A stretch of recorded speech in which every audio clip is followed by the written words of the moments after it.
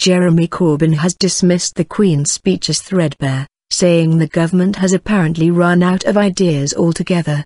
The Labour leader highlighted manifesto measures not included, including grammar school expansion and cuts to pensioners' winter fuel payments. Boosted by his general election gains, Mr Corbyn said Labour was a government in waiting. Theresa May congratulated Mr Corbyn on coming a good second to her.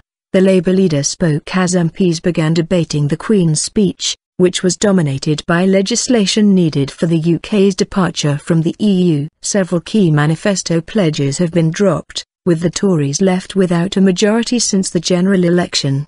The Labour leader was barracked by Conservative MPs angry at his refusal to let them ask questions during his speech. He highlighted some of his party's election gains, saying, "From Cardiff to Canterbury, from Stockton to Kensington, people chose hope over fear and they sent an unequivocal message that austerity must be brought to an end." Demanding answers, Mr Corbyn singled out police cuts, saying in a dig at Mrs May, "I hope the current Prime Minister will correct the mistakes of the former Home Secretary."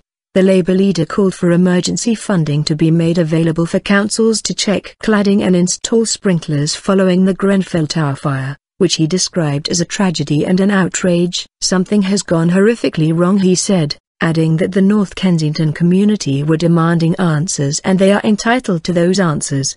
The Prime Minister apologised for the response to the fire, saying it had been a failure of the state, local and national, to help people when they needed it most. "Each family whose home was destroyed is receiving a payment to enable them to buy food, clothes and other essentials," she said. Mrs May also hit back at Labour MPs' criticism of her election performance. One, Kevin Brennan, described her as the interim Prime Minister, by pointing out the Conservatives had won the most votes and the most seats. Mr Corbyn, she said, had fought a spirited campaign and had managed to defy predictions to come a good second.